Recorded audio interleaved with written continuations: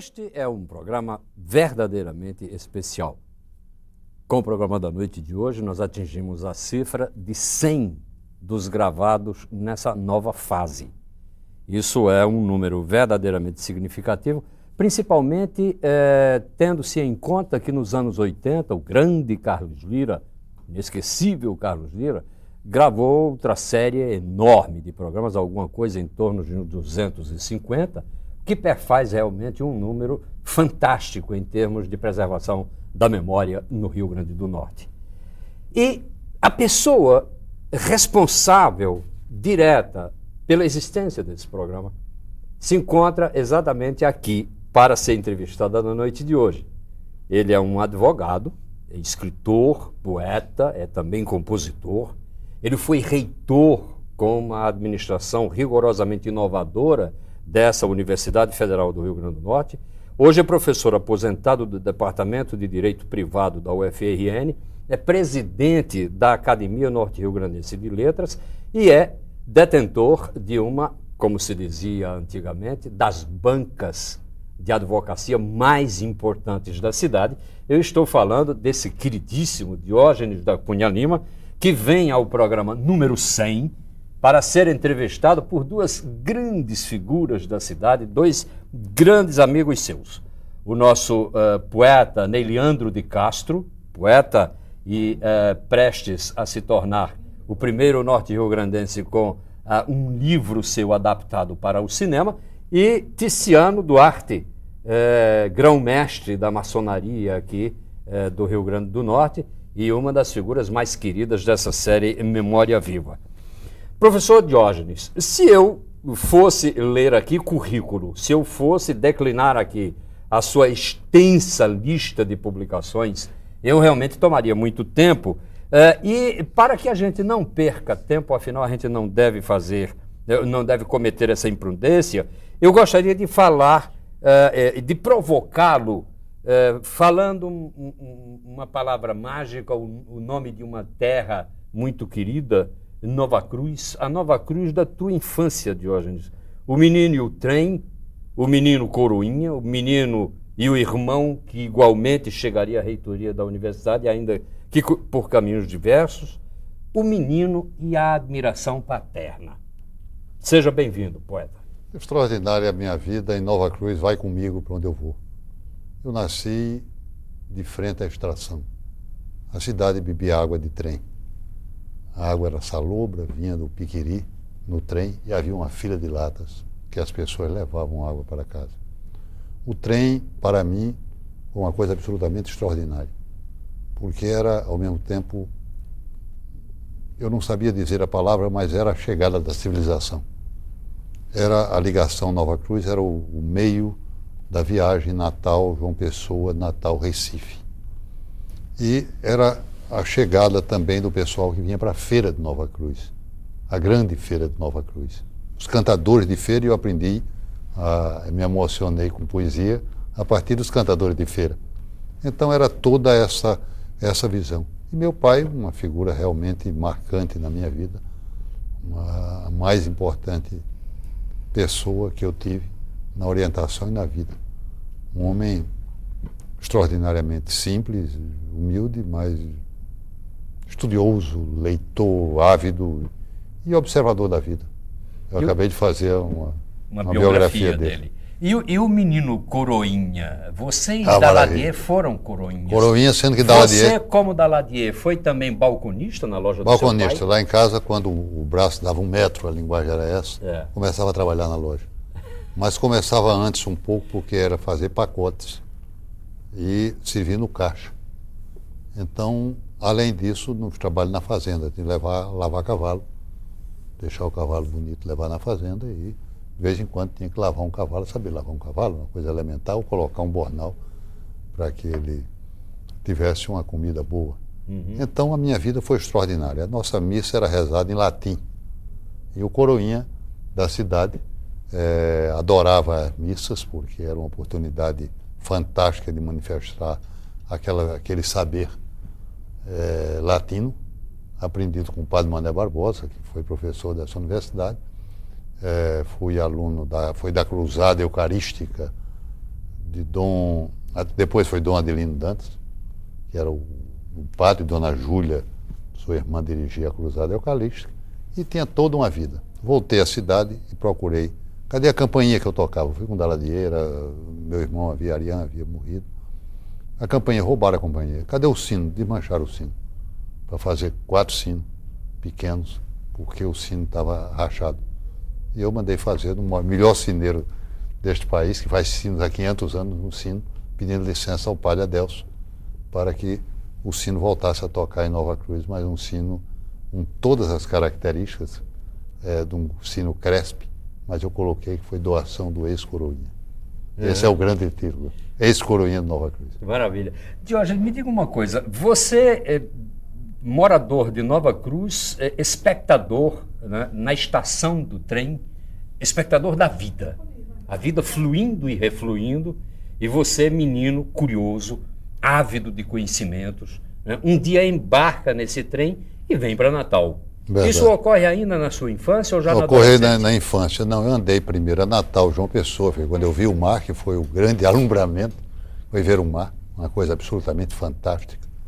A chegada do mar, eu só conhecia, o meu mar maior era a visão do rio Curimataú, de barreira a barreira, quando coincidia com a cheia do Bujari, e o açude de Pau-Barriga. Depois vi o mar de cima da balaustrada ali, uma coisa encantadora, espantosa, enorme, fora de qualquer perspectiva. Mas Nova Cruz, o trem era fantástico. Eu levei a maior surra, talvez, da vida, foi com Daladier, a gente pegava morcego no trem. E papai descobriu essa história. E o mais a gente tinha que pular para mostrar que era macho pular com o trem em movimento. E no meio daqueles dormentes, sempre um dormente. Era para mostrar que era para frente dos outros meninos. Nossa. Então a surra não foi brinquedo. Mas o trem veio para Natal, me trazendo aos 13 anos. E aí foi o amor definitivo pela cidade. Você faz um percurso antes feito por pessoas como Mário de Andrade, etc., né? E aí chega à cidade, tem esse alumbramento, e com ele chega já a coisa da poesia, ou isso você sente quando ainda menina em eu conto essa história porque é bonita. Meu pai me fez ler os autores prediletos dele desde muito novo. Eu li Anatole France, Érico Maria Remarque, os autores dele, Coelho Neto, sabia decorado e sei decorado porque ele recitava Guerra Junqueiro, esses autores. Então, e Cascudo, Gilberto Freire, Entusiasmado e Ascenso Ferreira, que ele sabia decorado, trechos. Quando eu vim para Natal, ele disse, olha, eu quero dizer que em Natal tem um rio chamado Luiz da Câmara Cascudo e o resto é tudo em riacho. Você procure Cascudo. E eu, menino, 13 anos, toco na campainha da Junqueirara 377, esse é o número. Levado por alguém ou sozinho? Não, sozinho. Sozinho? Sozinho. E foi recebido a Nália, que era a velha criada. O que é que você quer, meu filho? Eu quero conversar com o Luiz da Câmara Cascudo, conversar. Você imagina o atrevimento e a loucura local. Cascudo me recebeu muito bem, me deu chocolate, sonho de valsa, que ele guardava escondido para os netos não comer. Me deu um presentinho de uma coisa de índio, que eu não sei bem o que era. Conversou e ouviu história de cordel, que eu dizia. A chegada de Lampião no Inferno, que tinha o algodão, eu conversei sobre isso, né? Primeiro momento. Então, Cascudo, e eu pretendia voltar, só que não tive mais chance, demorei muito para voltar esse retorno na aproximação com Cascudo. Natal foi realmente um encantamento fora do comum. Fui morar na casa do estudante. Meu pai tinha séria dificuldade para manter 6 filhos estudantes. Primeiro tive um tempo na casa da minha tia, de Zilpe, a criatura me orientou e arrumou na vida. Zilpe Colasso, hoje. E fui para a casa do estudante com Daladier. Meninos, os mais jovens da casa do estudante, não podiam entrar, mas admitiram. Havia uma época de rigor muito difícil de vida, porque os pratos eram ruinzinhos, se comia de acordo com quando se fiava para casa. Foi uma época realmente pesada, mas ao mesmo tempo de aprendizagem da vida. Eu fui menino de Nova Cruz também, e lamento, acho que você estava nos Coeiros. Estava. Quando eu era menino lá. E era bastante. Mas eu fui companheiro de corrida de velocípede do seu irmão Ariano, mas Nova Cruz é uma cidade rica, de figuras humanas. É Os verdade. doidos, os personagens. Era. Você se lembra? Tinha um Lauro Doido. Lauro Doido, que andava com uma roda tirada de pneu. E aquele era o carro dele, ele dirigia para todos os cantos. E tinha uns contadores de histórias, o velho João Fantástico. Germano. Né? João Você Germano lembra dele? morava quase em frente à minha Na casa. sua casa. Agora, eu me lembro de seu pai sentado de frente à casa comercial, a loja. E eu, menino, né? Eu passava de velocípede lá com o Ariane. E é aquela figura tranquila, calma. E o filho que mais se parece com ele é o Daladia. Daladia era aquele porte físico. Mas o Nova Cruz foi uma cidade que me apaixonou. Eu fui menino lá e não esquecia Nova Cruz. Ia nas férias para lá, passar minhas férias. Foram meus primeiros encantamentos, meus primeiros alumbramentos. Então, eu acho que essa sua vocação poética, Nova Cruz é uma cidade que despertava essa vocação para a poesia. É porque eu não tenho vocação poética. Você é um poeta perante a vida, rapaz. Você... Eu não posso ver sem poesia, né? A poesia faz parte da vida da gente. Agora, eu não tive a felicidade de ser poeta. Rapaz, cedo eu comecei os primeiros versos, talvez 8 anos, o primeiro versinho, já tentando imitar alguma coisa que eu havia lido. Essa era a visão. Mas uma coisa que eu queria de trem, só para terminar a história, me espantei, eu era curioso desde menino, e fiquei espantadíssimo porque eu fui descobrir por que o trem andava.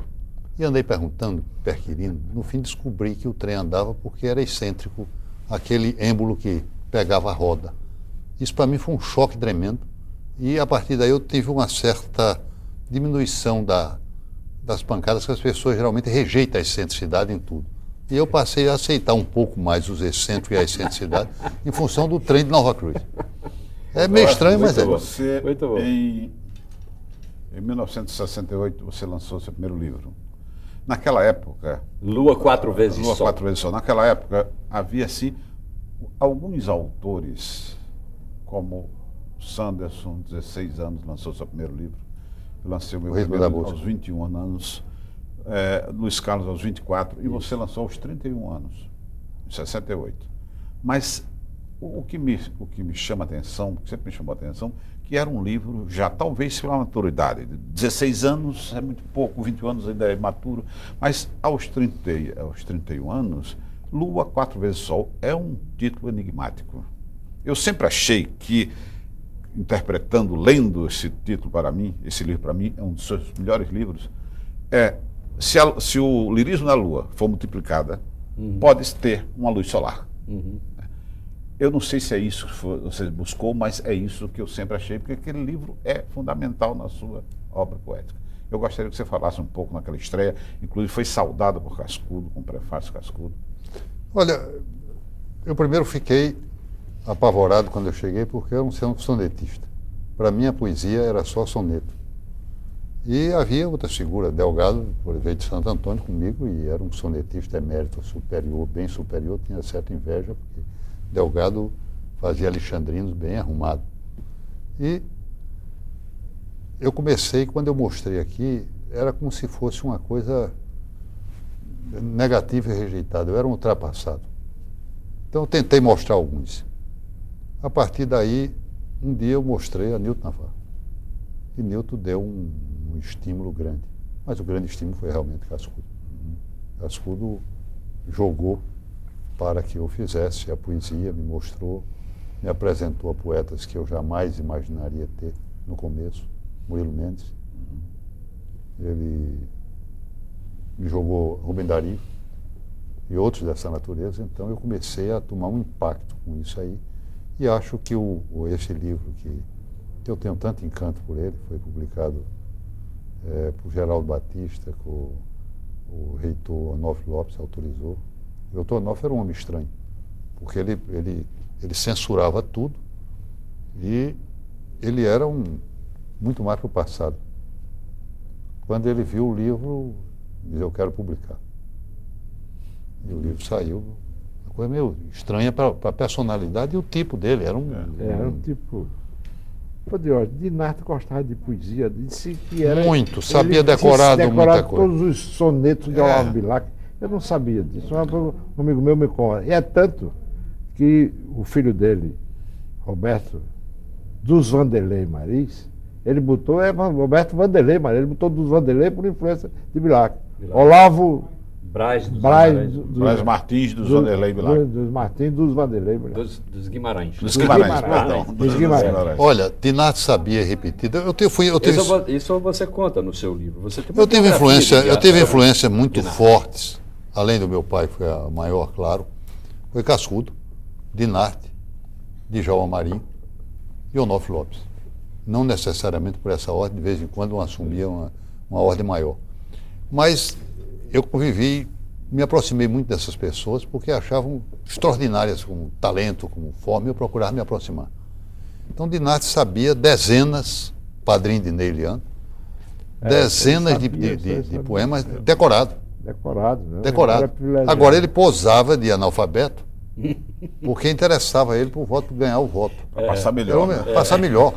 Era um homem talentoso, leu bastante, leu Graciliano Ramos, anotou Graciliano Ramos, sabia coisas, pedaços.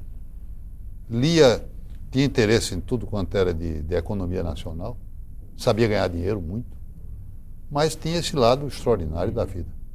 Como Djalma Marinho, que era também um poeta. Eu publiquei o poema dele, mas era. Djalma foi uma memória privilegiada.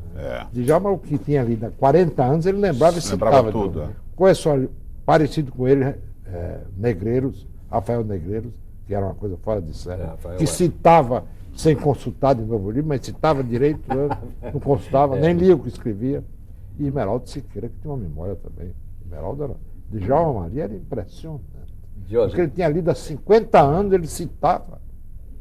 Não existe. Tiziano, vou pedir permissão para continuar, já que Ney levantou a bola já das publicações de Diógenes. Depois do Lua 4 vezes Sol, você publica Instrumento Dúctil. Né? Entre um e outro havia umas publicações no campo da comunicação. Né? Você fiz uma coisa sobre cultura de massa, que sempre me interessou. Sempre me interessou, foi um tema que me interessou. E fiz uma sobre a economia mista, que era a defesa do governador Cortez Pereira, que foi acusado e foi um processo muito... Mas você é memorialista. Diógenes é memorialista, tem muita coisa... Sim, claro. Não, mas essa é interessante para o telespectador tomar conhecimento disso, porque o telespectador, naturalmente, ouve muito falar nas publicações recentes de Diógenes, que não são poucas, mas provavelmente não saberá daquelas outras que ocorrem nos anos 70, etc., final de 60 para os anos 70, e aí valeria a pena que a gente também lembrasse disso. Então, Instrumento Dúctil, da mesma maneira, quer dizer, o poeta talentoso que né? Ney já chamou a atenção para o título do Lua 4 vezes Sol, e eu chamo a atenção para o título do Instrumento Dúctil, que é um título perigosamente, corajosamente neoparnasiano, não é? Porque ele remete metaforicamente para a questão do ferreiro, do artesão, do ourives, que está, de alguma maneira, enfim... Você... É a história de Drummond, né? Trabalhando a palavra. Claro. A palavra é o instrumento dúctil, nenhum mais dúctil do que a palavra. Então, a tentativa era de fazer isso. E Ney ajudou do começo com a capa, botando um cara talentosíssimo, que quebrou a palavra de todas as maneiras, fez uma capa extraordinária. Exatamente. Aliás, na minha vida toda, eu acho que tive um certo êxito, fruto do atrevimento das coisas. Eu sempre procurei abrir meu caminho. Meu caminho é esse, foi o que eu pensei, com humildade, sem, muitas vezes, a forma de abrir caminho. Levei pancada, muita pancada, ninguém imagina que foi fácil, foi difícil para a cidade me aceitar como era. Como é que isso aí podia ser? Na minha época, o advogado tinha que ser paletó e gravata, como eu estou aqui, e sobretudo preto e escuro. Como é que a cidade ia aceitar um advogado que boêmio, fazia farra, tomava cachaça, ia para visitar as meninas de Maria, né? E fazendo todas as coisas que usava cabelo grande, né? Cabelo estirado. Né? Há um detalhe aí, viu, Diógenes, que Celina Navarro, a mãe de Nilton Navarro, costumava dizer o seguinte: Diógenes da Cunha Lima, Diógenes não tem dinheiro, não é bonito como meu filho é, mas vive cheio, cercado de mulher. Ela dizia, não? Ela dizia isso. Então, ele é um conquistador, assim, no sentido mais amplo da palavra, porque conquistou Câmara Cascudo. Pessoa sedutora, aos 13 Diógenes. é o sedutor. Conquistou a amizade de Cascudo, que durou enquanto Cascudo viveu. Uma vez eu tentei fazer isso, eu já estava na faculdade, para entrar na casa de Cascudo. Não. A dona Nália não deixou, a primeira barreira eu venci, a segunda não venci. E eu tentei 5 vezes ir à casa de Cascudo para mostrar um trabalho e não foi possível de maneira nenhuma. Enquanto isso, o Diógenes era todos os dias por lá. E a gente morria de inveja daquilo. A amizade de Onofre, a diferença de idade. Exatamente. Gostava dele, e a diferença de idade grande. Eu só consegui vencer essa barreira de Anália e de Dália, passei um telegrama para Cascudo. Eu, Neliano de Castro, aluno, gostaria de ter. Foi pedir e ele respondeu. Eu dei meu endereço, por favor. Ele respondeu muito bem humorado, me recebeu rindo muito. Mas que coisa, como é que você vai passar um telegrama para vir aqui? Isso não foi possível vir pessoalmente. Romper essa barreira que Diógenes sempre rompeu. Além da sedução, aquelas conquistas no mais amplo sentido, no sentido celiniano, navariano da palavra. Mas eu queria dizer o seguinte, que de Vera a minha vida é esse destino. Realmente a vida me deu muito dramas, grandezas, sofrimentos, mas o destino de formar.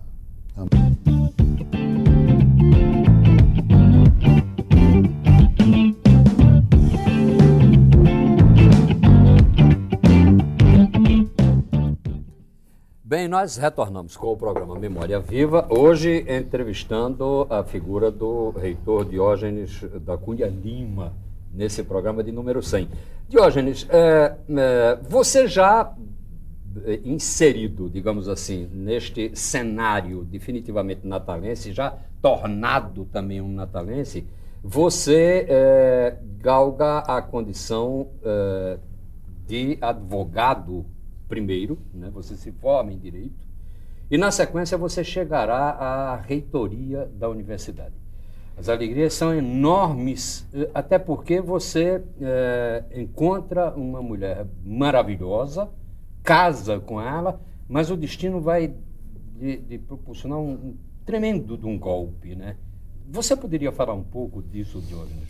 Posso, sim, claro. A minha destinação para a advocacia deveu-se ao meu entusiasmo por um primo chamado Otalício, que chegou a procurador de justiça, que eu fui substituto dele como adjunto promotor em Nova Cruz. Meu pai também era adjunto promotor e me deu as primeiras orientações iniciais nessa coisa. Depois vim aqui uma figura chamada Nogueira Fernandes, lá outro promotor e procurador de justiça, e eu fui substituto dele aqui como promotor da primeira promotoria. Então, isso estudante. Logo, quando eu me formei, eu tinha uma experiência. O doutor Otto Guerra me chamou porque ele queria um jovem para o lugar e que tivesse uma experiência. E poucos tinham, como eu, uma experiência de cartório, de saber mexer em algum processo.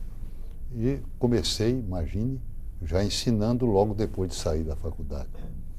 O que era uma coisa muito difícil e temerária. Tive Edgar Smith como companheiro, que já estava um pouco na frente, tinha aberto o Departamento de Prática Jurídica, e começamos um trabalho. O escritório de advocacia foi com o meu companheiro Zé Augusto Delgado, hoje ministro. Delgado, montamos um escritório no Alecrim. Escritório em cima, na esquina da Avenida 1. E era uma loja de comércio, Armazém São José, depois Armazém Triunfo. E a dificuldade era pagar o aluguel, que era 8 conto, 8 qualquer coisa no mês. Um medo enorme. E nós montamos e mantivemos esse escritório bastante tempo, até que fizemos concurso para juiz. Fui nomeado, eu não quis ser juiz. Tive medo de ser juiz, porque eu sempre fui muito apaixonado pelas coisas. E juiz precisa ser de equilíbrio absoluto. Talvez hoje eu pudesse, talvez ainda digo, porque ainda tomo muito partido, mas não pude ser. E aí começou a minha vida dentro da universidade. Fui cheguei a chefe de departamento, a coisa andou, o doutor Onofre me estimulando. Quero dizer um detalhe importante dessa universidade. Ele me contratou da seguinte maneira, ganhava um mês sim, outro não. É mesmo? Era um mês sim, outro não, porque a folha era difícil. Então, ele dizia que eu ia testar 2 anos, eu ia ser testado. Depois de 2 anos, se fosse com o serviço, tinha um direito a um contrato. Aí eu fui a doutor Otto. Doutor Onofre praticamente inicia com você o tal do estágio probatório. Ele fazia isso com o pessoal, médicos, professor de medicina, com direito. Ele interessava. Eu ganhava um mês. Uma vez eu fui doutor Otto. Doutor Otto, eu estou servindo? Tá. Doutor Otto, eu ganho um mês sim, outro não. Eu trabalho um mês sim, outro sim. Ele foi dizer isso a doutor Onofre. A partir daí endireitaram a história.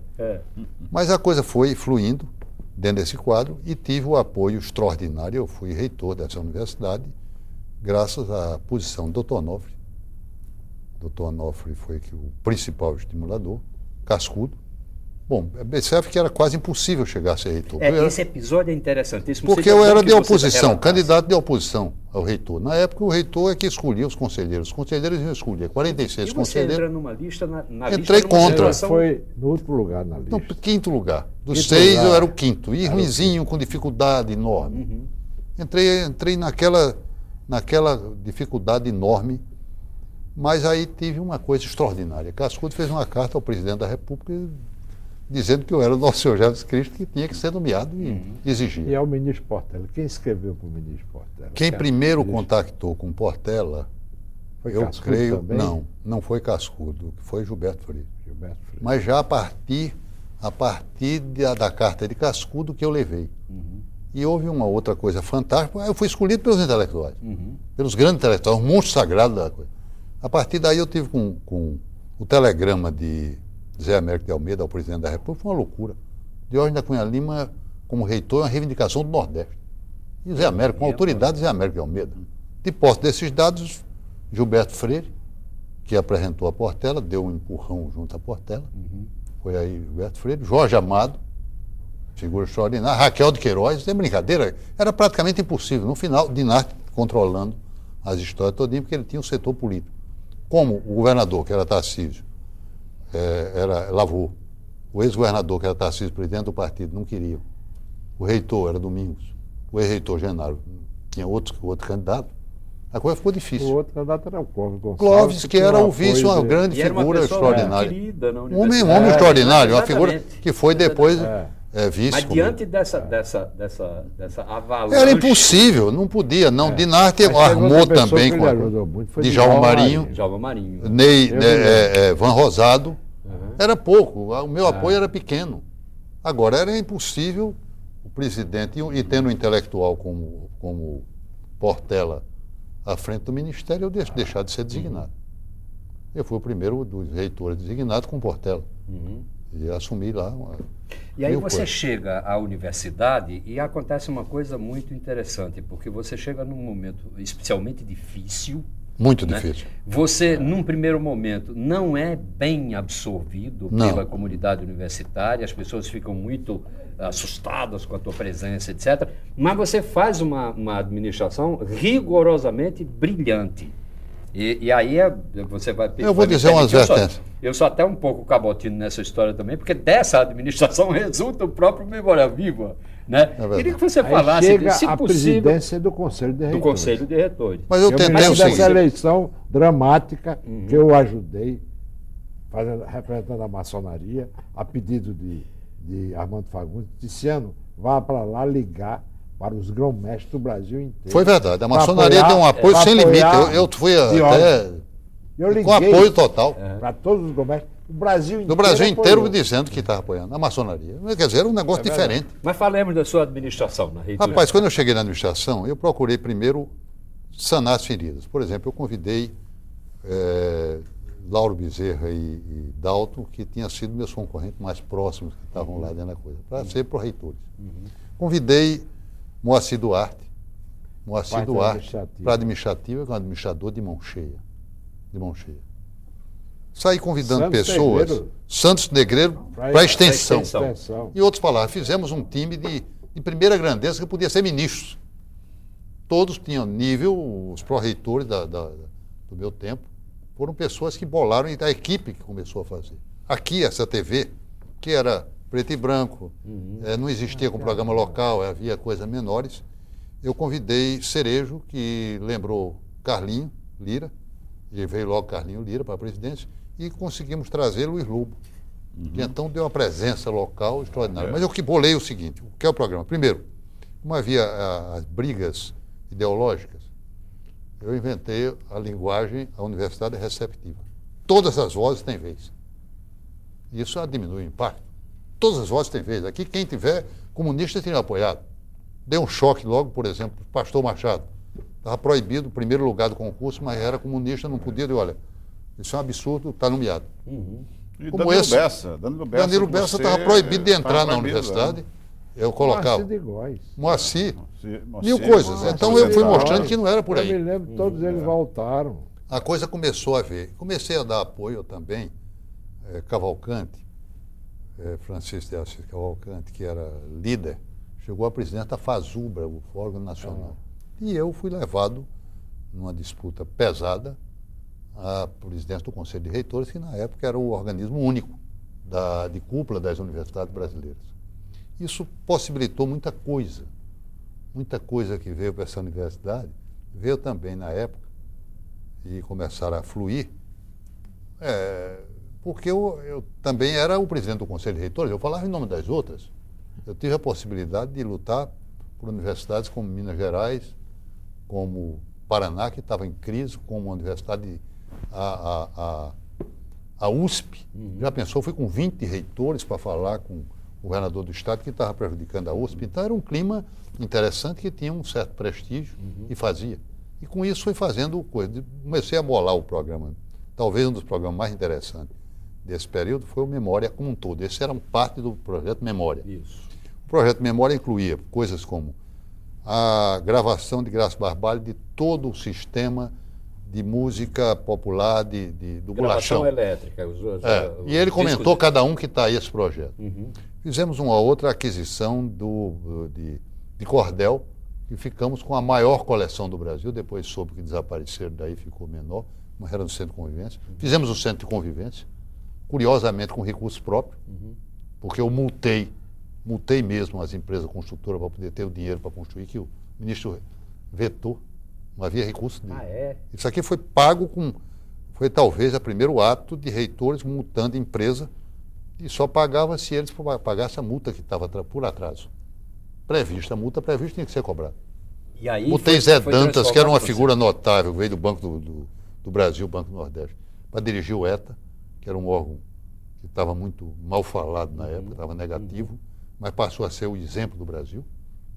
E começaram a fluir recursos para cá, que possibilitaram. Foram feitos também dentro do projeto Memória a publicação dos trabalhos dos professores. Todos que quisessem, nós publicávamos um trabalho pequeno, mas foram 500 títulos. Série mimeografada. Mimeografada, com dificuldade, entendeu? Uma coisa quase artesanal, mas que divulgou massivamente a produção acadêmica da época. Sanderson deu uma presença forte, inclusive Santos e Tiziano, a elaboração desse projeto. Mas você esqueceu uma coisa importante que você realizou na sua administração, que jamais foi imitado. Você reuniu a elite intelectual do Brasil, fez um grande encontro aqui de cultura. Verdade. Vieram todos os grandes escritores desse país. Eu me lembro que você me pediu a mim, o Ode, para ir convidar Zé Américo de Almeida, levar o convite em mão para ele receber um prêmio em Natal. Houve eu fui a João Pessoa com o Chegou aqui o poeta Ledo Ivo, de Orciano, tome conta de Ledo Ivo. Já distribuiu. E eu vou contar aqui um episódio rápido. Eu vinha com Ledo Ivo e encontro Newton Navarro puxando fogo num bar do hotel. Eu disse, Newton, Ledo Ivo. Aí ele levantou e declamou Ermengarda. Vim chorar a tua carne, pobre pura, segundo de nós. Aí Ledo Ivo emocionou-se, abraçou-se com ele. Eu digo, esse é o poeta Newton Navarro. Mas houve um encontro aqui mais brabo na época também, que foi bonito, foi uma sugestão de João Marinho. Doutor Djalma, eu queria mostrar no plano nacional a confluência, a universidade receptiva. Eu queria mostrar que o Brasil tem que ser receptivo às ideias de quem tiver. E então realizamos um seminário aqui e trouxemos líderes de todos os partidos e todas as opiniões que estavam contrárias para dentro daqui da universidade, para debater política numa época de... Governo e oposição. Numa época de sessão. De sessão.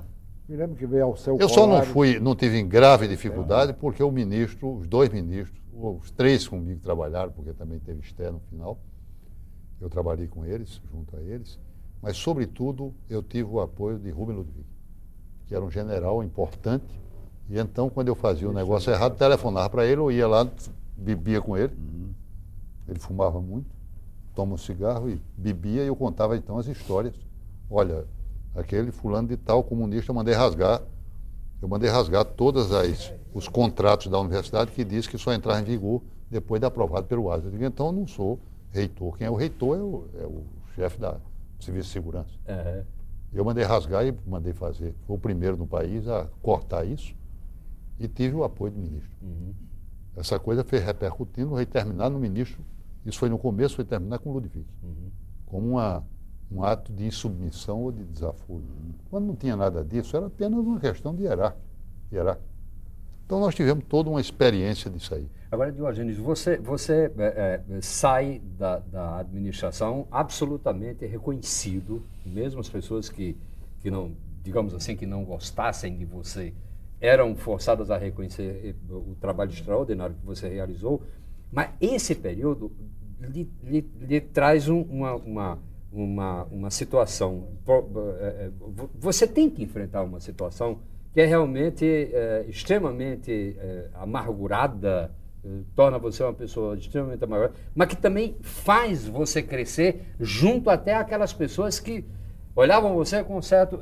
Como é essa história? O meu casamento foi um casamento de amor, Moema, minha paixão, mãe de 3 filhos meus. Eu tenho uma filha também querida fora do casamento. Mas Moema adoeceu e passou 17 anos ou no meu braço ou numa cadeira de rodas. Então era difícil, apesar do seu talento extraordinário, ela aglutinava e ela fazia coisas fora do comum. E animava e apoiava e tudo que podia fazer na vida. Mas é claro que havia muita angústia, muito sofrimento dentro de todo aquele perpassar. Agora, Moema era uma pessoa extraordinária. Ela fez um festival, fazia lá em casa, que era uma casa grande. A primeira coisa de Moema foi o seguinte: quando eu assumi, de Moema, agora baixar a conta, baixar a bola, não pode gastar dinheiro, porque você vai viver com coisa de reitor. Tive que vender minhas coisas para poder ser reitor. A minha ideia é continuar no luxo. A primeira coisa que ela fez foi um convite para 300, 500 pessoas lá em casa. Gastou uma fortuna. Disse, para quê? Para mostrar que você tinha bens antes de você chegar na reitoria. É bom você me agradeça isso aqui. Maravilha, ela era cheia dessas coisas. Fazia um festival de música popular. Nasceram grandes figuras lá de casa. Lucinha Lira. E quantos outros saíram daí? O Projeto Memória, que publicou 30 discos aqui, 31 discos, de autores norte-grandenses, intérpretes, tudo na vida, nasceu, eu creio, a partir dos festivais que Ney... Mas o seu festival tinha um detalhe. O primeiro lugar tinha que ser de Diógenes. Do segundo em diante podia ser disputado. Bem, e aí também tinha... Isso era Moema. O dedo de Moema. Isso era Moema que combinava. Uma vez tem uma historinha, se eu contar essa história, é fantástico. Márcio Marinho disse, chegou lá, Moema disse, Márcio, você vai participar, você nunca participa do Modas da Música. Ele disse, participe, mas tenham condições. Moema disse, diga, Marcos, eu aceito suas condições. Ele disse, eu escolho a comissão julgadora. Aí ele disse, minha comissão julgadora vai ser Dodora, Tia Nenê. Aí Moema disse, já sei, Hebe não, que é do lado de lá. Bom, Diógenes, eu vou pedir a você permissão também para interromper para um novo intervalo, e ao retornarmos no último bloco do programa, nós conversaremos sobre Diógenes hoje, esse homem que incansavelmente agita a vida cultural da cidade, tem sempre uma coisa nova inventando, está criando sempre coisas, está administrando na frente dos administradores de plantão e tornando a cidade muito mais interessante com a sua inteligência. Daqui a pouco nós retornamos.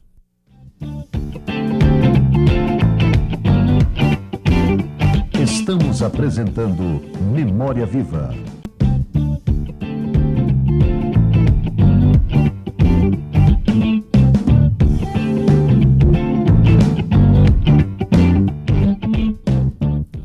Bem, nós retornamos com o programa Memória Viva, hoje entrevistando Diógenes da Cunha Lima, e vamos conversar agora, Diógenes, sobre as suas atividades atualmente, que são inúmeras e bastante fecundas,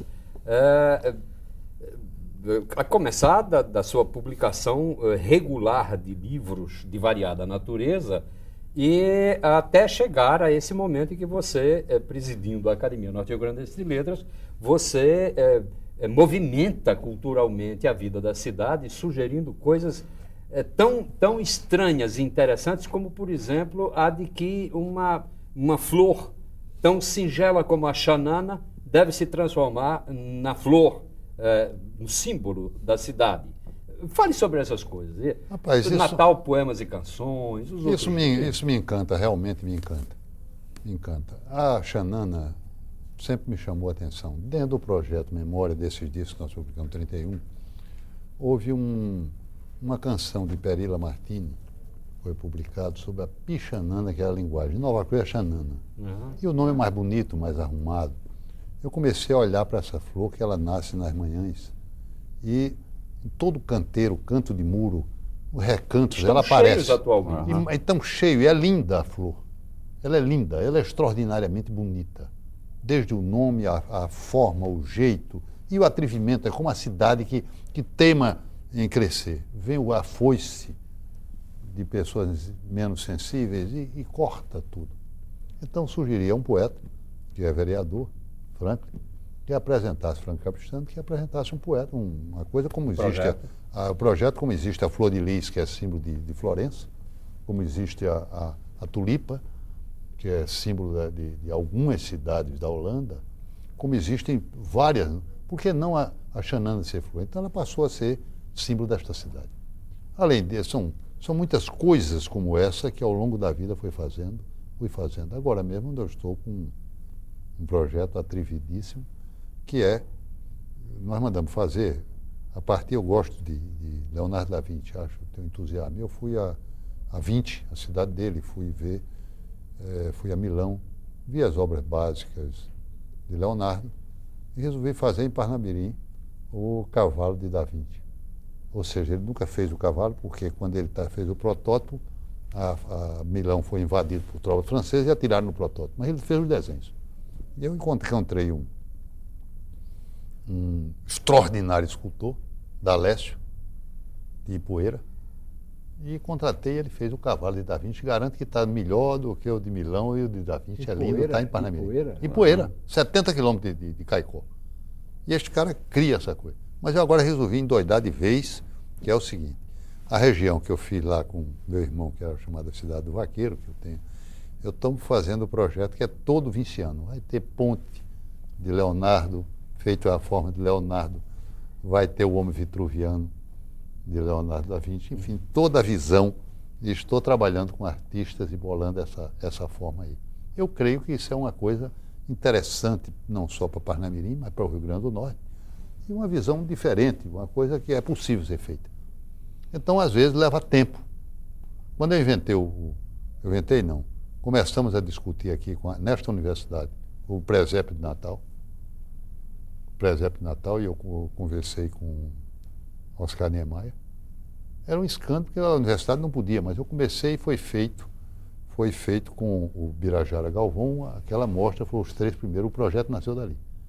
Mas depois, como na Academia de Letras, eu contratei Oscar Niemeyer para fazer o projeto com a responsabilidade de pagar se eu não conseguisse passar para a Prefeitura ou o Estado. Uhum. O Estado passou e hoje está feito um trabalho de parceria dele com Dorian Gray Caldas, que sempre honrou esta cidade com o seu talento, é extraordinário. Ô, Diógenes, eu queria voltar ao cavalo de Da Vinci, viu? Queria voltar ao cavalo de Da Vinci, que ele não falou, mas eu posso falar, que eu conheço, sei do assunto. Ele contratou um escultor muito talentoso, popular, sertanejão de Ipueira, e esse cavalo é simplesmente uma obra-prima. O Da Vinci, se visse, haveria de ficar impressionado. Só que na hora de pagar, Diógenes pagou tão generosamente a esse escultor popular que ele foi para o Siridó, cercou-se daquelas mulheres todas, durante um mês enlouqueceu. Eu trouxe ela para Natal para tratamento psiquiátrico. Não, tá, o maior talento. É nada, a história de nem tá ampliando. Não, você me disse. Agora, ele não quer divulgar. Você ao lado de tudo isso, dessas atividades, da atividade cultural da sua vida, de intelectual, de escritor, de poeta, você é um grande advogado. você tem uma banca grande. E você é vitorioso na profissão. E segundo se diz, você enriqueceu na profissão. Você é um homem de bens. De bens. Materiais. Eu sou homem de bem, mas não sei se... Você é homem de bem e de bens. Só houve dois poetas ricos no Brasil, na história da poesia. Augusto Friedrich Schmidt e Diógenes. Não espalha esse negócio não, que hoje ser rico é uma coisa errada. Primeiro, não é. Mas segundo... corre risco, né? Mas, agora, você, pelo tom, o telespectador já percebeu, pelo tom da conversa de Ney e Tiziano, já perceberam que você é também o cultor da conversa amena, alegre, brincalhona. Você é um homem de grandes amigos. Fale desses grandes amigos seus e fale particularmente de um amigo que está faltando aqui nesse momento, Luiz Carlos Guimarães. Rapaz, Luiz Carlos é uma dor do lado esquerdo. É a dor no coração. Luiz Carlos foi eu digo que um irmão precisa ser muito bom para ser igual que é Luiz Carlos Guimarães. Ney e eu tivemos o último dia com ele, escolhido por ele para viver o último dia. Como tivemos todos os dias anteriores de aproximação. Trabalhou comigo no escritório, com bom humor, inteligência, capacidade. Trabalhei com ele como advogado, ele como juiz de Lages. Enfim, eu dizia que era o juiz Luiz, aposentou-se, foi Ney que inventou. Juiz Luiz aposentou-se depois de 30 anos de lazer. Ney inventava. Enfim, figura humaníssima, humaníssimo extraordinário. Mas quero lembrar, são muitos esses amigos, sobretudo os que se foram. Veríssimo de Mello passou mais de 30 anos em que conversávamos todos os dias, mas não era um dia assim, se não tiver, ele passava no escritório ou me telefonava ou ia na minha casa. Grande figura. Havia uma presença permanente. Veríssimo era partícipe da minha vida a cada minuto. Isso era uma amizade querida das maiores que se possa imaginar. Sempre, às vezes, telefonava para implicar. Começava o telefonema assim, você tem mania? Aí vinha para... Era cheio dessas coisas assim. Era seu vice-presidente, né? Era o secretário-geral, mas dizia que eu dizia que ele era o pior secretário que teve a academia na história, porque era o único, né? O pior de todos. Mas ele que organizava, que fazia as eleições, a bico de pena era ali. Ele chamava, reunia tudo, estava tudo escolhido. Entendeu? Era resolver aquela coisa. Mas muitos amigos queridos, Gilberto Avelino, figura humaníssima, meu e de Tiziano, acho que ele elegeu 2 amigos na vida, eram nós 2. São amigos muitos que passaram e conviveram conosco ao longo da vida com muita amizade, com muito bem-querer. São pessoas que permanecem em nós e que a gente vive também uma parte deles. Eu sou rezador. Eu rezo por eles e rezo diariamente. Não consigo dormir sem rezar. Eu acho que a reza é uma comunicação e é uma limpeza de alma. Eu faço isso com tudo que eu sou. Com tudo que eu sou. A reza, eu me transporto e essas pessoas tão queridas, que são muitas, inarredáveis, eu não posso citar porque o programa não daria, mas continuam em mim. Elas continuam, elas são o que eu sou. Elas não desapareceram, nem desaparecem nunca. Certo. Diógenes, agora me satisfaça uma curiosidade. As pessoas na época que você era reitor bem-sucedido, com uma visibilidade extraordinária na mídia, etc., conjecturavam sobre um eventual interesse que você poderia estar projetando para o campo da política. Você sonhou ser político em algum momento da sua vida? Não. Houve o seguinte, eu inventei um projeto, eu achava que a universidade, um dos defeitos que eu achava na nossa universidade, na universidade brasileira, mas particularmente na nossa, era se voltar para o exterior. Muita gente que estudava na Índia, como é que estava a situação, daí deixar local. Então eu inventei um projeto que era muito bem dirigido e botamos para funcionar, chamada FUNPEC, que até hoje está funcionando. Tinha sido criado, mas não funcionava. Botamos para funcionar. E Otomar Lopes Cardoso ficou à frente. Fizemos um projeto lindo, que era o projeto Rio Grande do Norte. A ideia era que cada professor, cada aluno, se voltasse a estudar o mundo, mas a partir da nossa realidade. Se fosse estudar cobra, primeiro, quais são as cobras que tem no Rio Grande do Norte? Vamos estudar isso aqui, para desenvolver. Se houvesse, dentro da minha cabeça na época, se houvesse isso de todas as universidades federais do país, este país entrava num processo de desenvolvimento maior. Então, com isso, quando eu inventaram o projeto Rio Grande do Norte, era o projeto disso. E Dinarte gostava de mim. Há um depoimento extraordinário dele uma vez. Um político chega para ele e diz: Dinarto, você... Dinarto estava meio magoado com o político. Prefiro não... Dinarto, você tudo na vida você inventa Diógenes? Por que essa besteira tudo é Diógenes? Ele disse: porque ele é pagador. Era para dizer que o outro era ingrato. Então, ele lançou minha candidatura a governador. Lançou a senador. Mais de uma vez. Ele dizia, ele sugeria, mas aquilo era um instrumento hábil de negociação dele. Sim. Porque ele queria outras coisas que fazia, ele lançava, mas aí ele tinha outros interesses. Às vezes, quando ele lançou o governador, ele queria Geraldo Melo, queria Fernando Bezerra, curiosamente estava lá. Ou ele não queria nada disso, ele queria ver se promovia Vanderlei, que era a grande emoção que ele queria com a continuação de sua política. Enfim, era um instrumento, mas a política nunca deixei de ser, tive o privilégio de ser advogado de grandes políticos do Rio Grande do Norte.